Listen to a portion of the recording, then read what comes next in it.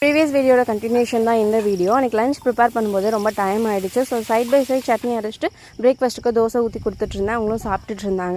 கடகடன் ரெடி பண்ணிட்டு இருக்கும்போது தான் பார்த்தேன் சாம்பார் தூள் காலி ஆகிடுச்சு. அதையும் ரீஃபில் பண்ணி வச்சுட்டு இருந்தேன். ஸோ இந்த ஒர்க்லாம் ஒரு 40 மினிட்ஸ் கிட்டே எல்லாமே ஃபினிஷ் பண்ணிவிட்டு கொஞ்சம் ரிலாக்ஸ்டாக நான் வந்துட்டு என்னோடய பிளாக் டீ அப்போ தான் ஆக்சுவலாக குடித்தேன். அன்றைக்கி வாய்க்காலில் தண்ணி ரொம்ப ஃப்ரெஷ்ஷாக போயிட்டு இருந்தது. ஆக்சுவலாக நிறைய ஃப்ளோ போச்சு அப்படின்னா தண்ணி தெளிவாக பியூராக போயிட்டுருக்கும். ஸோ அதிலே வந்து வெசல்லாம் வாஷ் பண்ணிவிட்டு நான் நல்ல தண்ணியிலையும் ஒரு டைம் வாஷ் பண்ணி எடுத்து வச்சுருவேன். மார்னிங் ரைஸ் மட்டும் தான் எக்ஸ்ட்ரா வச்சுருந்தேன். லெமன் ரசம் வந்துட்டு டிஃபனுக்கு பேக் பண்ணுற அளவுக்கு மட்டும்தான் ரெடி பண்ணி அவங்களுக்கு கிளறி கொடுத்துட்டேன். ஸோ நம்ம வந்து ஃப்ரெஷ்ஷாக ஆஃப்டர்நூன் சாப்பிடும்போது நமக்கு ரெடி பண்ணிக்கலாம் அப்படின்றக்காக ஆஃப்டர்நூன் அகைன் எனக்கு கொஞ்சமாக ப்ரிப்பேர் பண்ணிக்கிட்டேன். கடலைப்பருப்பு அண்ட் கருவேப்பிலை இது ரெண்டுமே இல்லை. ஸோ ஆஃப்டர்நூன் எனக்கு ஸ்கிப் பண்ணிட்டேன்.